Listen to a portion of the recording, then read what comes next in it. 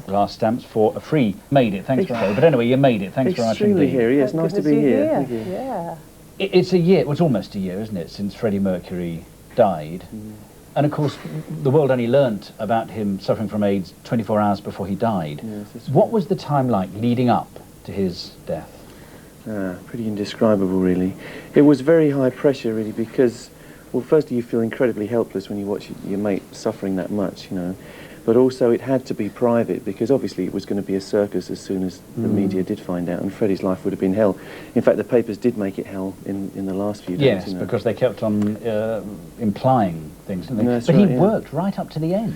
Absolutely, yeah. I mean, up to the last few weeks he was in there. Even if he could only manage half an hour a week, he was in there, and he was giving it everything he could. Yeah, he's amazing. It was so sad in all the tributes, you know, they showed the videos, and that you could see how much he'd lost weight, and he had that awful haggard look. And yet he still looked good, though, almost on the videos, didn't he? It's horrible, it just eats you up. But it must have taken something terrible out of him, because, you know, it was such a high-energy performance, and he kept those energy levels up.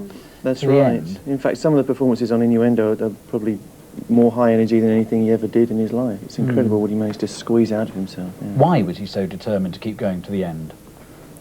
That was his life, really. You know, he lived to make music, and he was totally dedicated to it. You know, he was the most self-made person I've ever met in my life, I think. And after his death, did you think to yourself that did you think, I'll never be able to perform again, because it just can't ever be the same? Well, there's still that feeling, really. It never can be the same, you know. But we had a long time to prepare. It's funny, you know. We were obviously in our minds thinking about it for a long time, and it's still the worst shock in the world when it actually happens, you know. And there's this stage of disbelief, and then you feel very angry. All sorts of the normal sort of grief process, like when you lose a member of the family, really. My solution was to work, and I just plunged into doing the solo album that I was doing anyway. And it was the best therapy for me, really. As I found before, you know, when I lost my dad, you know, you go through this time where you feel disoriented, you know, and the best thing is to keep busy, I think.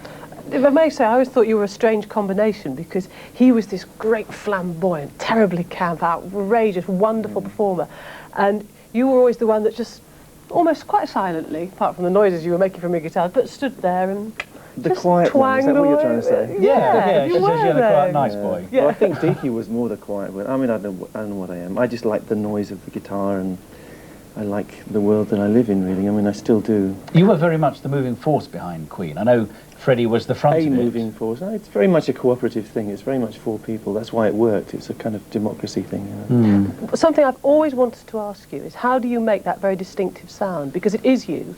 There's nobody else that sounds like you, and whenever you hear any piece of music which you've played on, it is you. How do you get that sound? Well, it's a combination of the guitar, which I made with my dad about 20 years ago or more, and it does have a particular sound, and also the way I play, because I didn't really get taught by anyone. I just picked it up from listening to people, and a bit from my dad, who taught me George Formby ukulele. So it's an unusual way that I play. Yeah. Is it true you use a coin? Yes, I use a sixpence, which works perfectly well for me. A really old-fashioned sixpence? Very old-fashioned, yes, very cheap.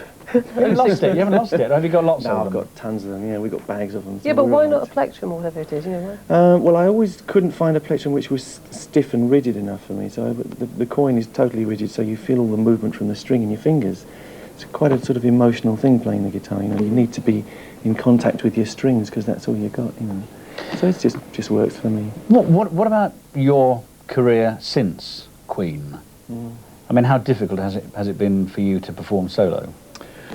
Well, I kind of haven't allowed myself to stop and think about it. I just thought, well, this is what I'm doing anyway. I would have been doing this solo album anyway, so I might as well get on with it, you know. And obviously it now feels very different, but I've kind of got swept into it, you know. I was doing it in the beginning in parallel with the Queen stuff, obviously. But now I guess it's a bridge to the next part of my life, and I'm glad to have it. I feel very fortunate that I can go out and do some stuff. Are you happy being the person in front, the performer, rather than, in a sense, behind the big flamboyant performer? Yeah, and strangely enough, I'm up for it. I wouldn't have been a few years ago, but I've changed a lot over the last 5 years. I was working through all kinds of sort of personal crisis, a lot of which you'll find on the album in a way. It's very much a sort of journey from someone who's locked in a very dark place to someone who feels like you can see a little bit of the light. You know, so you're going on tour? I mean, will you be playing gigs? I'm hoping to, yeah.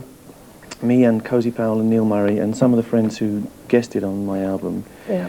will be going to South America in a few weeks. So we'll rehearse and do a few gigs, and it's a long way away, hopefully, so that, you know, the Daily Mirror won't be there. Well, they will. You Maybe they will, said the wrong thing now. Yeah, but then if we feel like we have a good vehicle, then we'll come back here and tour. I don't want to do it unless it's right. I don't want to go out unless people have value for money, you know. Can I ask you, I mean, you're very much involved with the British Bone Marrow, or Bone Donor Association, aren't you? right. How did that come about? Why are you so involved with that? It came about, to cut a long story short, because they used a song of mine, which was Who Wants to Live Forever, as part of their sort of campaign. And Denise Morse, who was really a leader of the whole thing and did a fantastic job while she was actually dying of the disease, doing the publicity, she had it played at her funeral. And I was just very touched by this, obviously, and I said, what can I do? Can I help? And the more I found out about it, the more passionately involved I got. Because here is a disease which is totally curable. The cure is there, you know, you transplant the marrow. But the money isn't there, and there wasn't a big enough register of potential donors. So Because anybody can offer themselves up, can't they? That's right, to See, be I tissue never realised typed, this. yeah. Yeah. So the thing is, you have to have your bone marrow type, and it has to be entered into a computer. So Into that a people special can... register, and it's a very difficult process of tissue typing scientifically. You know, Yes. it's easy for the donor, you just give a little bit of blood. You know. But it's actually going along. I don't think people realise that you can ask, can I be typed for it? That's and right. See if anybody wants it. At your local blood donor place, you know, ask if you can also be tissue typed to be available for a donor, and it can save a child's life.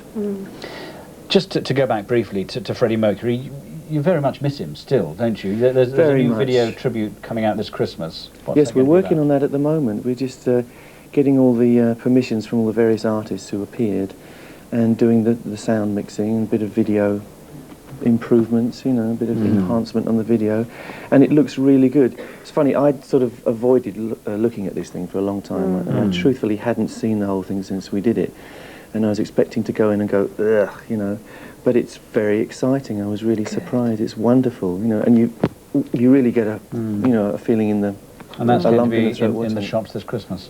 We hope so, yeah. Okay, well, Rame, thanks very much indeed. Thank you very for coming much. on. Yeah, it's Cheers. lovely to meet you.